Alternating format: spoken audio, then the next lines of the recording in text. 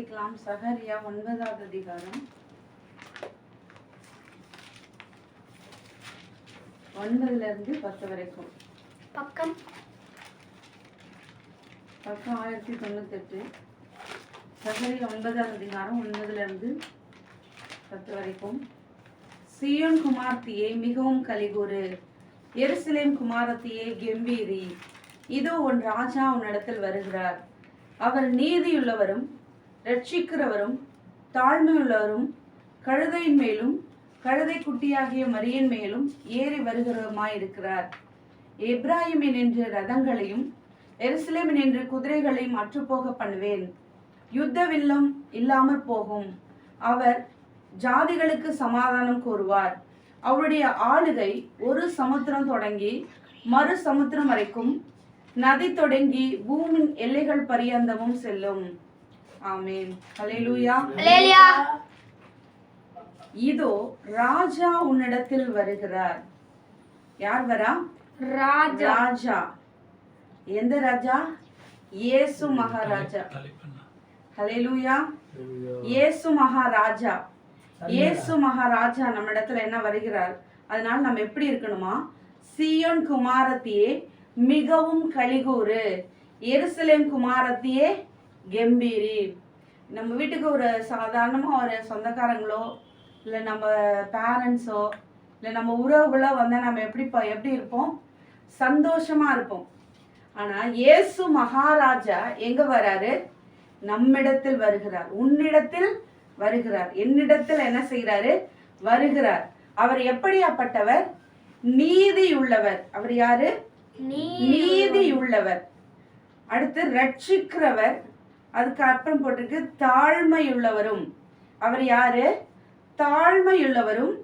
எதன் மேல ஏறி வருகிறாராம்? ஒரு ராஜா எதன் மேல வருவாரு? ஒரு ராஜா வந்தா, இப்போ முதலமைச்சர் வந்தா சாதாரணமா சைக்கிள்ல வருவாரா?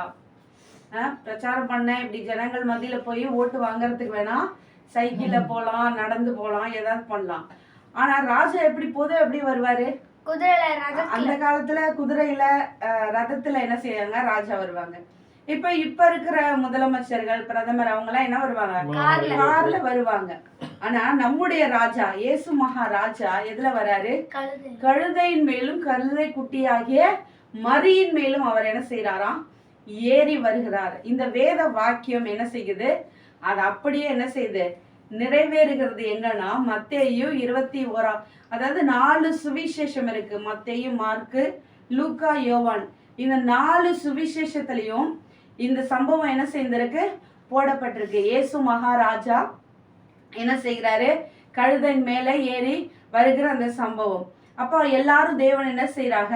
துதிக்கிறவர்களா இருக்கிறார்கள்னு சொல்லி பார்க்கிறோம். அவர் கழுதையின் மேல வரும்போது என்ன நடக்குதுன்னா, மத்தேயு 21வது அதிகாரம் 9, 15, 9வது வசனமும் 15வது வசனமும், கழுதையையும் குட்டியையும் கொண்டு வந்து அவைகள் மேல் தங்கள் வஸ்திரங்களை போட்டு அவரை ஏற்றினார்கள்.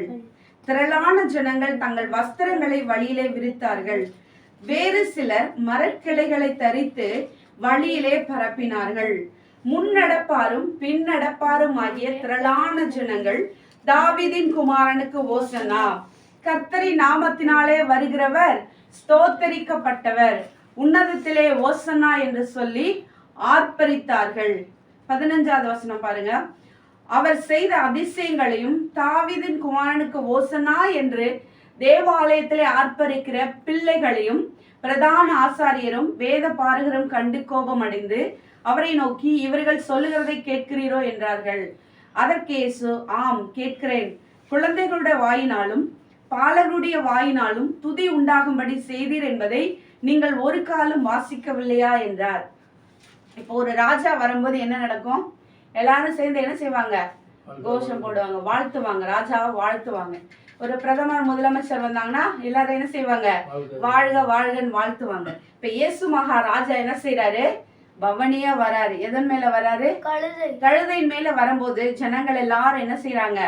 வாழ்த்துறாங்க, துதிக்கிறாங்க. தாவீதின் குமாரனுக்கு ஓசன்னா அப்படின்னு சொல்லி ஆண்டவரை துதிக்கிறாங்க. கர்த்தருடைய நாமத்தினாலே வருகிறவர் ஸ்தோத்தரிக்கப்பட்டவர், உன்னதத்திலே ஓசன்னான்னு சொல்லி எல்லாரும் ஆர்ப்பரித்தார்கள். பெரியவங்க மட்டும் ஆர்ப்பரிக்கல, பெண்கள் மட்டும் ஆர்ப்பரிக்கல, சின்ன பிள்ளைங்கள்லாம் என்ன செஞ்சாங்க?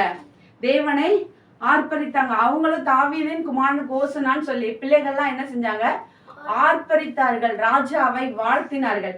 அதை அங்கிருந்த அந்த வேத பாரகரும் பிரதான ஆசாரியரும் கேள்விப்பட்டு என்ன செஞ்சாங்க? கோபம் அடைந்துட்டாங்க. பிள்ளைங்கள்லாம் இப்படி சொல்றாங்களே அப்படின்னா, பாலகர் வாயினால என்ன செய்வேன்? துதியை உண்டு பண்ணுவேன்னு எழுதி இருக்குல்ல, நீங்க அதை வாசிக்கலையான்னு சொல்லி சொல்றாரு. அப்ப பிள்ளைகளுடைய வாயில என்ன செய்யறாரு தேவன்? பிள்ளைகளும் என்ன செய்யறாங்க? துதிக்கிறாங்க. இயேசு மகாராஜாவை துதிக்கிறவர்களா இருக்காங்க. ஏன்னு சொன்னா அவர் ராஜாதி ராஜா. அவர் யாரு? ராஜாதி ராஜாவா இருக்கிறார். அந்த ராஜாதி ராஜா நம்ம அவருடைய ஆளுகை எப்படி இருக்குமா? 10வது வசனம் சொல்லுகிறது, எப்ராயிமினின்ற ரதங்களையும் எருசலேமினின்ற குதிரைகளையும் அற்றுப்போக பண்ணுவேன், யுத்த வில்லும் இல்லாமற் போகும். அவர் ஜாதிகளுக்கு சமாதானம் கூறுவார். அவருடைய ஆளுகை ஒரு சமுத்திரம் தொடங்கி மறு சமுத்திரம் வரைக்கும், நதி தொடங்கி பூமியின் எல்லை பரியந்தமும் செல்லும். அப்ப அவருடைய ஆளுகை எங்க இருக்குமா? ஒரு சமுத்திரம் தொடங்கி மறு சமுத்திரம் வரைக்கும். அப்ப சுத்தி பூமி எப்படி இருக்கு? உருண்டையா இருக்கு. அப்ப ஒரு சைடு ஸ்டார்ட் ஆச்சுன்னா திரும்ப எப்படி வரும்? அந்த கரெக்டா அந்த ஒரு சமுத்திரம் தொடங்கி திரும்ப அதே இடத்துல வந்து என்ன செய்யும்? முடியும். அவருடைய ஆளுகை, ராஜாதி ராஜாவாகிய இயேசுவினுடைய ஆளுகை எப்படி இருக்கும்? ஒரு சமுத்திரம் தொடங்கி மறு சமுத்திரம் வைக்கும், பூமியின் எல்லைகள் பரியந்தமும் செல்லும். அப்ப அவர் அவ்வளவு ஆளுகை செய்கிற, சாதாரணமா சும்மா ஒவ்வொரு மாநிலம் மாவட்டத்தை ஆளுகை செய்கிற தேவன் அல்ல. அவர் அண்ட சராசரத்தையும் உண்டாக்கின தேவன். அப்ப பூமி முழுவதையும் ஆளுகை செய்கிறவர். பூமியும் அது நிறைவும் கர்த்தருடையது, உலகமும் அதனுடைய குடிகளும் கர்த்தருடையதுன்னு சொல்லி என்ன செய்து வேதம் சொல்கிறது. அப்ப அவருடைய ஆளுகை எப்படி இருக்கும்? அப்படி இருக்கும். ஆனா அந்த ராஜாதி ராஜா எப்படி வந்திருக்கிறாரு? சாதாரண ஒரு கழுதையில. இதுல வேத வாக்கியங்கள் நிறைவேறும்படியாய் இப்படியெல்லாம் என்ன செய்து நடக்குது. ஆனா ஆண்டவராகிய இயேசு கிறிஸ்து இந்த உலகத்துல பிறக்கும் போது என்ன செஞ்சாங்க? தேவ தூதர்கள் தேவன் என்ன செஞ்சாங்க? துதித்தார்கள். லூக்கா 2வது அதிகாரம் 3:14 பாருங்க. அந்த சனமே பரமசேனையின் திரள் அந்த தூதுடனே தோன்றி, உன்னதத்தில் இருக்கிற தேவனுக்கு மகிமையும் பூமியிலே சமாதானமும் மனுஷர் மேல் பிரியம் உண்டாவதாக என்று சொல்லி தேவனை துதித்தார்கள். அப்ப தேவன் இந்த உலகத்துக்கு வரும்போது முதலாவது தூதர்கள் என்ன செஞ்சாங்க? தேவனை துதித்து ஆர்ப்பரித்து அவருடைய நாமத்தை என்ன செஞ்சாங்க? மகிமைப்படுத்தினாங்க. உன்னதத்தில் இருக்கிற தேவனுக்கு என்ன செய்யணும்? மகிமை உண்டாகட்டும் சொல்லி, அவர் யூதருக்கு ராஜாவாய் எருசலேம்ல பிறந்திருக்கார்னு சொல்லி அந்த செய்தி கொண்டு வந்த அந்த தூதர்கள்லாம் சேர்ந்து தேவன் என்ன செய்தார்கள்? துதித்தார்கள் என்று வேதம் சொல்லுகிறது. அவர் எப்படி துதித்தாங்களாம்? உன்னதத்தில் இருக்கிற தேவனுக்கு மகிமையும் பூமியிலே சமாதானமும் மனுஷர் மேல் பிரியம் உண்டாவதாக என்று சொல்லி தேவனை துதித்தார்கள். அப்ப உன்னதத்தில் இருக்கிற தேவனுக்கு மகிமை, பூமியிலே சமாதானத்தை கொடுக்கிறது ஆண்டவராகிய இயேசு கிறிஸ்து, ராஜாதி ராஜாவாகிய இயேசு கிறிஸ்து. அவரால்தான் முடியும். அந்த யூத ராஜ சிங்கமாகிய இயேசு கிறிஸ்துவாலதான் முடியும்னு சொல்லி அந்த துதியை என்ன செஞ்சாங்க? தூதர்கள் முதலாவது செலுத்துறாங்க. அடுத்ததுதான் நம்ம பார்த்தோம் மத்தேயு 21வது அதிகாரத்துல 15வது வசனம், பிள்ளைகள். அடுத்து அதுக்கப்புறம் தேவன் என்ன சொல்றாரு? பாலகர் வாயினாலே துதியை உண்டு பண்ணுகிற தேவன். முதலாவது தூதர்கள் துதித்தாங்க. தூதர்களுக்கு அப்புறம் யாருக்கு அந்த கணத்தை கொடுக்கிறாரு? பிள்ளைகளுக்கு. தேவ தூதரிலும் சற்று சிறியவனாக்கி. அப்போ தேவ தூதரை அடுத்த லெவலுக்கு கொண்டு, மனுஷர்கள் அடுத்த லெவலுக்கு, சிறு பிள்ளைகள், வேதம் சொல்கிறது ஒருவன் சிறு பிள்ளைய போல மாறாவிட்டால் பரலோக ராஜ்யத்தில் என்ன செய்ய முடியாது? பிரவேசிக்க முடியாது. பிள்ளைகளுடைய இருதயம் கபடமில்லாத இருதயம். என் பிள்ளைகளுடைய இருதயத்துல எதுவுமே என்ன செய்யாது? இருக்காது. அப்ப அந்த பிள்ளைகள் துதிக்கும் போது அந்த துதி தேவனை என்ன செய்கிறது? மகிமைப்படுத்துகிறதா இருக்கிறதா வேதம் சொல்கிறது. பிள்ளைகள் வாயினாலே பலன் உண்டு பண்ணுகிற தேவன், துதியை உண்டு பண்ணுகிற தேவன். அந்த பிள்ளைகள் ஆர்ப்பரிக்கிறதை தேவன் என்ன செய்யறாரு? கேட்டு சந்தோஷப்படுகிறவரா இருக்கிறார். எப்படி இருக்கிறாரு? சந்தோஷப்படுகிற. ஏன்னா 24 மணி நேரம் பரலோகத்துல என்ன கேக்குது? துதியின் சத்தம். அநேக வேலைகள் பரலோகத்துல இருந்தாலும், ஒவ்வொரு டிபார்ட்மெண்ட் இருந்தாலும், ஆனா 24 மணி நேரம் துதிக்கிறதுக்கு ஒரு சேனைய தேவன் என்ன செஞ்சிருக்காரு, ஏற்படுத்தி வைத்திருக்காரு. அதற்கு ஆயத்தமா தான் ஆண்டவருடைய பிறப்புல தூதர்கள் வந்து என்ன செஞ்சாங்க, தேவனை துதித்தாங்க. ஆண்டவர் வந்து சிலுவை பாடுகளுக்கு போறதுக்கு முன்னாடி யார் துதித்தா, சிறுவர்கள் பாலகர் வாயினால தேவன் என்ன செஞ்சாரு, பலன் உண்டு பண்ணி சிறு பிள்ளைகள் துதிக்க தேவன் என்ன செஞ்சாரு, உதவி செய்தார். அவருடைய ஆளுகை, இந்த சில பிள்ளைகள் துதிக்கும் போது தேவனுடைய நாமம் என்ன செய்கிறது, அது மகிழ்ப்படுகிறது, உயர்த்தப்படுகிறதா இருக்கிறது. ஹல்லேலூயா. தேவாதி தேவன் இன்றைக்கு நம்மிடத்தில் அவர் என்ன செய்கிறாரு, வர விரும்புகிறார். அதை நம்ம பார்த்தோம் சகரியா 9வது அதிகாரத்துல. அவர் உன்னிடத்தில் வருகிறார். யாரிடத்துல, உன்னிடத்தில் வருகிறார். இன்றைக்கு நம்ம கிட்ட வரார், நம்ம கிட்ட என்ன செய்யறாரு, வரார். அந்த ராஜா எப்படிப்பட்டவர், நீதியுள்ளவர். அப்ப நம்ம கிட்ட வர்ற ராஜா நீதியுள்ளவரா இருக்கிறதுனால நம்ம எப்படி இருக்கணும், நீதியுள்ளவர்களா இருக்கணும். நம்ம கிட்ட வர ராஜா நீதியுள்ளவரா இருக்கிறதுனால அவருடைய பிள்ளையாகி நம்ம எப்படி இருக்கணும், நீதியுள்ளவர்களா இருக்கணும்.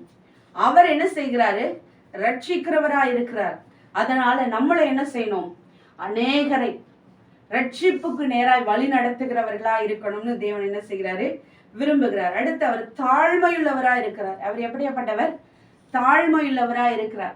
அவர் பெரிய ராஜா, அவரு அந்த சராசரத்தை உண்டாக்கின தேவன். ஆனா அவர் எப்படி இருந்தாரு, தாழ்மையா இருந்தார். தாழ்மையின் ரூபம் அவர்கிட்ட இருந்த என்ன செஞ்சது, அடிமையின் ரூபம், தாழ்மையின் ரூபமாய் அவர் என்ன செஞ்சாரு, இருந்தார். அடிமையின் ரூபம் எடுத்து அவர் இந்த உலகத்துக்கு என்ன செஞ்சாரு, வந்தார். ஆனா இன்னைக்கு நம்ம கிட்ட என்ன இல்ல, அந்த தாழ்மை இல்லை. அதை தேவன் என்ன செய்யறாரு, விரும்புகிறார். தாழ்மையுள்ளவரும். அப்ப அந்த தாழ்மை நம்ம கிட்ட தேவன் என்ன செய்யறாரு, எதிர்பார்க்கிறார். அப்படி நம்ம தாழ்மை உள்ளவர்களா இருக்கும்போது அவர் ஒரு சமுத்திரம் தொடங்கி மறு சமுத்திரம் வரைக்கும் என்ன செய்கிறாரு, ஆளுகை செய்கிற தேவன். அந்த ஆளுகையை நமக்கு என்ன செஞ்சாரு, ஆதியாகமத்துல கொடுத்திருக்காரு இல்லையா.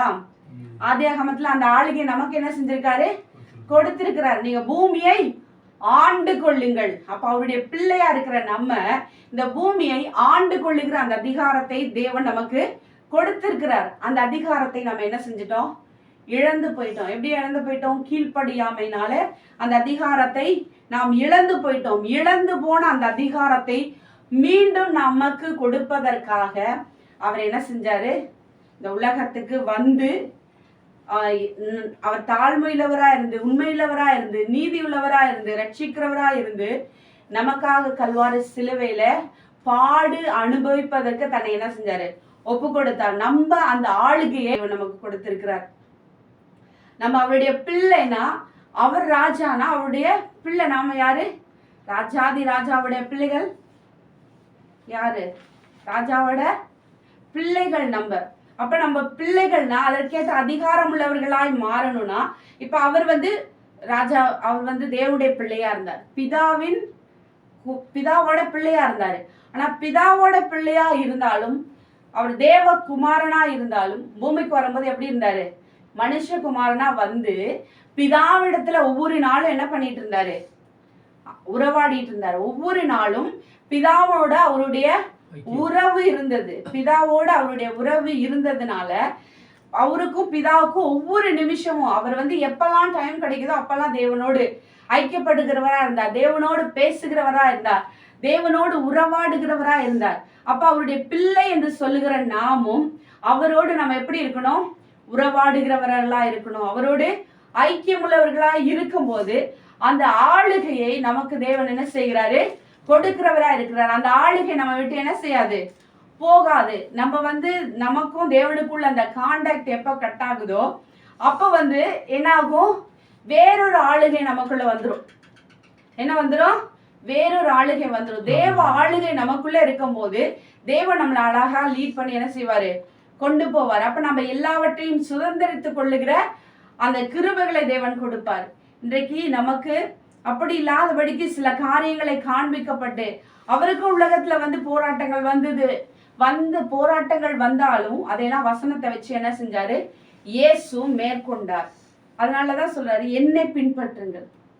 என்ன சொல்றாரு, என்னை பின்பற்றுங்கள். நம்ம அவரை பின்பற்றும் போது நமக்கு அவர் நல்ல ஒரு ரோல் மாடலா இருந்திருக்கிறார். இயேசு கிறிஸ்து நமக்கு நல்ல ரோல் மாடல். எத்தனையோ பேர் உலகத்துல பரிசுத்தவான்கள் இருந்தாலும் அவர்களுக்குள்ள ஒரு குறைவு இருந்தது, அவர்களுக்குள்ள பிளஸ் பாயிண்டும் இருந்தது, மைனஸும் இருந்தது. ஆனா இயேசு கிட்ட நம்ம பார்க்கும்போது அவர்கிட்ட எந்த மைனஸும் கிடையவே கிடையாது. அவர்கிட்ட இருந்ததெல்லாம் பிளஸ் தான். ஆனா அவரே சொல்றாரு, என்னை நீங்க நல்லவன்னு சொல்லாதீங்கன்னு சொல்லிட்டு. பிதா ஒருவர் தவிர ஒருவனும் நல்லவன் இல்லை. ஆனா இயேசு கிறிஸ்து கிட்ட மைனஸ் இருந்ததா? இல்லவே இல்லை. ஆனா அவர்கிட்ட பிளஸ் தான் இருந்தது. ஆனா அவர் அப்படி சொல்றாரு. அப்ப அவருடைய பிள்ளைகளாக நமக்குள்ளும் அதே காரியங்கள் இருக்கணும்னு தேவன் என்ன செய்கிறாரு? விரும்புகிறார். அதனால உன்னிடத்தில் உன் ராஜா உன்னிடத்தில் வருகிறார். அப்ப ராஜா வரணும்னா இப்ப சாதாரணமா ஒரு முதலமைச்சர் வந்தாலே ரோடு கீடு எல்லாத்தையும் என்ன செய்வாங்க? கிளீன் பண்ணி என்னென்ன ப்ளீச்சிங் பவுடர் போடணும் போட்டு, ஸ்பீட் பிரேக்கர்லாம் இருந்துச்சுன்னா அதெல்லாம் என்ன செய்வாங்க? கிளியர் பண்ணி ரோடெல்லாம் நீட்டா கூட்டி சுத்தம் பண்ணி, ஏன்னா முதலமைச்சர் பார்க்கும்போது என்ன இருக்கு, நீட்டா இருக்கு அப்படின்றத காண்பிக்கிறதுக்காக செய்வாங்க. அப்ப ராஜாதி ராஜா வரும்போது, நம்ம கிட்ட வரும்போது நம்முடைய இருதயம் எப்படி இருக்கணும்? அதற்கேற்ற பரிசுத்தத்தோடு இருக்கணும்னு தேவன் என்ன செய்கிறாரு? விரும்புகிறார். இப்ப இந்த பவனி போகும்போது அவர் நேரா போன இடம் என்னன்னா தேவ ஆலயம். தேவ ஆலயத்துக்கு போகும்போது அந்த தேவ ஆலயம் எப்படி இருந்தது? அது கல்லர் குகையை போல காணப்பட்டதுன்னு சொல்லி நம்ம வேதத்துல பார்க்கிறோம். அது கல்லர் குகையை போல காணப்பட்டதுனால அவருக்கு என்ன செஞ்சது? கோபம் வந்து அந்த அவர் என்ன செய்யறாரு? காசுக்காரருடைய பலகையெல்லாம் கவுத்து போட்டாருன்னு நம்ம பார்க்கிறோம். அவருக்கு கோபம் வந்து காசுக்காரருடைய பலகையெல்லாம் என்ன செஞ்சிட்டாரு? கவிழ்த்து போட்டுட்டாரு. அந்த அளவுக்கு அந்த ஆலயம் என்ன செஞ்சது? இருந்தது. நம்முடைய இருதயமாகிய ஆலயம் அப்படி இருக்க கூடாது. ஏன்னா ராஜா யார் வராரு? ராஜா வராரு. நம்ம கிட்ட யார் வராரு? ராஜா வரும்போது அதற்கேற்ற ஆயத்தம் நம்முடைய இருதயத்துல இருக்கணும்னு சொல்லி தேவன் என்ன செய்கிறாரு? விரும்புகிறவரா இருக்கிறார். ஹல்லேலூயா, ஹல்லேலூயா. 19வது அதிகாரம் 42 இல்ல 40ல இருந்து வாசிக்கலாம். அவர்களுக்கு அவர் பிரதித்திரமாக, இவர்கள் பேசாமல் இருந்தால் கல்லுகளை கூப்பிடும் என்று உங்களுக்கு சொல்லுகிறேன் என்றார். அவர் சமீபமாய் வந்தபோது நகரத்தை பார்த்து அதற்காக கண்ணீர் விட்டு அழுது, உனக்கு கிடைத்த இந்த நாளில் ஆகிலும் உன் சமாதானத்துக்கு ஏற்றவைகளை நீ அறிந்திருந்தாயானால் நலமாயிருக்கும். இப்பொழுது அவைகள் உன் கண்களுக்கு மறைவாயிருக்கிறது. உன்னை சந்திக்கும் காலத்தை நீ அறியாமற் போனபடியால் உன் சத்துருக்கள் உன்னை சூழ மதில் போட்டு உன்னை வளைந்து கொண்டு எப்பக்கத்திலும் உன்னை நெருக்கி உன்னையும் உன்னிலுள்ள உன் பிள்ளைகளையும் தரையாக்கி போட்டு உன்னிடத்தில் ஒரு கல்லின் மேல் ஒரு கல்லிராதபடிக்கு செய்யும் நாட்கள் உனக்கு வரும் என்றார். பின்பு அவர் தேவ ஆலயத்திலே பிரவேசித்து அதிலே விற்கிறவர்களையும் கொள்ளுகிறவர்களையும் புறம்பே துரத்த தொடங்கி, என்னுடைய வீடு ஜபவீடா இருக்கிறது என்று எழுதி இருக்கிறது, நீங்களோ அதை கள்ளர் குகையாக்கினீர்கள் என்றார். அப்போ அந்த வீட்டை என்ன செஞ்சுட்டாங்க? கள்ளர் குகையாக்கிட்டாங்க. ஆலயத்தை என்ன செஞ்சுட்டாங்க? கள்ளர் குகையா ஆக்கிட்டாங்க. விற்கிறவர்களையும் கொள்ளுகிறவர்களையும் அங்க என்ன செஞ்சுறாங்க? புறா விற்கிறாங்க, காசு கொடுத்து காரியங்களை செய்யறாங்க. அதனால அதை பார்த்து அவர் என்ன செஞ்சுட்டாரு? சவுக்கு உண்டு பண்ணி எல்லாத்தையும் துரத்தி அடிச்சுட்டாரு. கோபம் ஆயிடுச்சு அவருக்கு. ஏன்னா இது என்னுடைய வீடு, என்னுடைய வீடு எல்லா ஜனங்களுக்கும் ஜப வீடுன்னு எழுதியிருக்கு, நீங்க அதை என்ன செஞ்சிட்டீங்க? கள்ளர் குகையா கேட்டீங்க. இன்னைக்கு ஆண்டவர் நம்மிடத்துல வருகிற அந்த ராஜா அதை தான் கேட்கிறார். நம்முடைய இருதயத்தை நம்ம என்ன செஞ்சிருக்கோம்? கள்ளர் குகையாக்கி இருக்கிறோம். நம்முடைய இருதயமாகிய ஆலயம் இன்னைக்கு என்ன இருக்கு? என்ன இருக்கு? விற்கிற இடமா மாறி போச்சு. உலகத்தின் ஆசை, பண ஆசை, பொருள் ஆசை இதுக்கு என்ன செய்யுது? சார்ந்து கொள்ளுது. உலகத்தின் காரியங்கள், மாம்ச இச்சை, கண்களின் இச்சை, ஜீவனத்தின் பெருமைக்கு என்ன செஞ்சு இடம் கொடுத்து ஜப வீடு இப்ப கள்ளர் குகையா என்ன செஞ்சது? மாறி போயிடுச்சு. அத பவனி வந்த இயேசு அந்த எருசலேமை பார்த்து கண்ணீர் விட்டு அழுகிறார். இன்னைக்கு நம்மளையும் பார்த்து நான் ரட்சித்தேனே அப்படின்னு சொல்லி தேவன் என்ன செய்யறாரு? ஒரு புறம் ஒரு டீம் துதிச்சாலும் இன்னொரு புறம் அவர் என்ன செய்யறாரு? அழுகிறார். அப்பதான் சந்தோஷத்தோட வராரு. எல்லாரும் என்ன செய்யறாங்க? துதிக்கிறாங்க, வஸ்திரங்களை விரிக்கிறாங்க, மரக்கிளைகள் எல்லாம் தரித்து தேவனுடைய நாமத்தை மகிமைப்படுத்துறாங்க. ஒரு புறம் சந்தோஷம். ஆனா அடுத்த கொஞ்ச நேரத்துல என்ன நடக்குது? எருசலேமை பார்த்து அவரு கண்ணீர் விட்டு அழுகிறார். இன்றைக்கு தேவன் அப்படிதான் நம்மளே என்ன செய்யறாரு, சில காரியங்களை நம்ம இடத்துல பார்க்கும்போது, நான் என்ன பர்பஸ்க்காக நான் தெரிந்து கொண்டேன், என்ன நோக்கத்திற்காக தெரிந்து கொண்டேன், என்ன வேலைக்காக தெரிந்து கொண்டேன், அதை விட்டுட்டு இன்னைக்கு கள்ளர் குகையா மாறி போச்சு. என்னுடைய ஆலயம் கள்ளர் குகையா மாறி போச்சுன்னு ஆண்டவர் சவுக்கை உண்டு பண்ணுகிற அளவில் இன்னைக்கு இருக்கிறது. உன் ராஜா உன் இடத்துல வருகிறார். அவர் தாழ்மையுள்ளவர், அவர் நீதி உள்ளவர், அவர் ரட்சிக்கிறவர். அவருடைய பிள்ளையாகிய நம்மளும் அப்படிதான் என்ன செய்யணும், இருக்கணும்னு சொல்லி தேவன் என்ன செய்யறாரு, விரும்புகிறவரா இருக்கிறார். ராஜா வரும்போது எப்படி ஒரு சுத்திகரிப்பு உண்டாகுதோ, அதே போல இயேசு மகாராஜா நம்முடைய இருதயத்துல வரும்போது ஒரு சுத்திகரிப்பு என்ன செய்யணும், உண்டாயிருக்கணும். அன்றைக்கு சகேய கிட்ட இயேசு என்ன செஞ்சாரு, வந்தார். இன்னைக்கு நான் உன் வீட்டுக்கு வரேன்னு சொல்லி சகேயிட்ட சொன்னாரு. சொல்லிட்டு வேற ஏதாவது சொன்னாரா, நீ அநியாயமா வடிவாங்கு, அதெல்லாம் எதுவுமே அவர் என்ன செய்யல, சொல்லவே இல்லை. ஏன்னா அவனுடைய வாஞ்சை என்ன, இயேசுவை நான் பார்க்கணும், இயேசுவை நான் பார்க்கணும்னு சொல்லி அவனுடைய குட்டையான மனுஷன் எப்படியாவது பார்த்துடணும்னு சொல்லி, யாருக்கும் தெரியக்கூடாது, நானா கட்டத்து மரத்து மேல ஒளிஞ்சுப்பேன்னு சொல்லி ஒளிஞ்சிட்டு இருக்கான் இயேசுவை பார்க்கறதுக்கு. ஆனா இயேசு கரெக்டா வந்து நின்று, நீ கீழே இறங்கி வா, இன்னைக்கு நான் உன் வீட்டுல தங்க போறேன். அவன் வீட்டுல தங்கறதுக்கு இல்ல, அவனுடைய இருதயமா. அதனாலதான் சொல்றேன், இன்றைக்கு இந்த வீட்டுக்கு ரட்சிப்பு வந்தது. அவன் எதுவுமே சொல்லல, இயேசு வந்து அவன்கிட்ட எதுவுமே சொல்லல. அவனா சொல்றான், நான் யார்கிட்ட 4 மடங்கு வாங்கியிருக்கணும், அவங்ககிட்ட 4 மடங்கா என்ன செய்யறேன், திருப்பி கொடுத்துறேன். அப்ப ரட்சிப்பு எங்க இருந்து வருது, இருதயத்துல இருந்து வருது.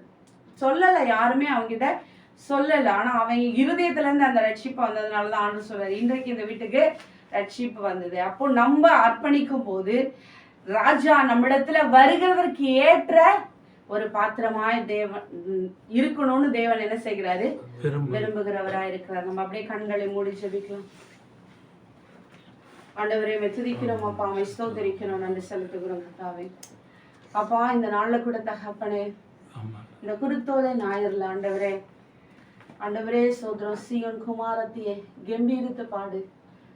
ராஜா உன் இடத்துல வருகிறான்னு சொன்ன வார்த்தைப்படி ராஜாவாகிய நீர் எங்களிடத்துல வருகிறதற்கேற்ற அந்த கம்பீரம், அந்த வருகிறதற்கேற்ற அந்த பரிசுத்தம், ஆண்டவரே நீர் எங்களிடத்துல ஆளுகை செய்கிறதற்கேற்ற ஒரு பரிசுத்தம் ஆண்டவரே எங்களிலே உண்டாக உதவி செய்யுங்க. அன்றைக்கு நீர் ஆண்டவரே தேவ ஆலயத்தை பார்த்து கண்ணீர் விட்டது போல இன்றைக்கு ஆண்டவரே எங்களையும் ஆண்டவரே அப்பா எங்களுக்கு உண்டான காரியங்களையும் திருச்சபையும் ஆண்டவரே பார்த்து நீங்கள் ஆண்டவரே கண்ணீர் வடிக்கிற விதத்துல ஆண்டவர் இருக்கிற சூழ்நிலைமைகளாம் மாறட்டும் அப்பா, மாறட்டும் ஆண்டவரே. எங்கள் இருதயம் ஆண்டவரே நீர் வாசம் பண்ணுகிற இருதயமா, என்னுடைய வீடு எல்லா ஜனங்களுக்கும் ஜப வீடுன்னு சொன்ன வார்த்தையின்படி அப்படியாய் மாற உதவி செய்யுங்க ஆண்டவரே. இந்த பாங் சண்டேவில் நினைவுற இந்த நாட்கள்ல எங்களிலே ஒரு மாற்றம் ஆண்டவரே உண்டாக உதவி செய்யுங்க ஆண்டவரே, உதவி செய்யுங்கப்பா. முழுதுமா எங்களை தாழ்த்தி ஆண்டவரை அர்ப்பணிக்கிறோம், ஒப்பு கொடுக்கிறோம், வெறுமையாக்குகிறோம். எல்லா துதிக மகிமையெல்லாம் உமக்கே செலுத்துகிறோம். இயேசுவின் நாமத்தில் ஜெபிக்கிறோம் எங்கள் ஜீவனுள்ள பிதாவே.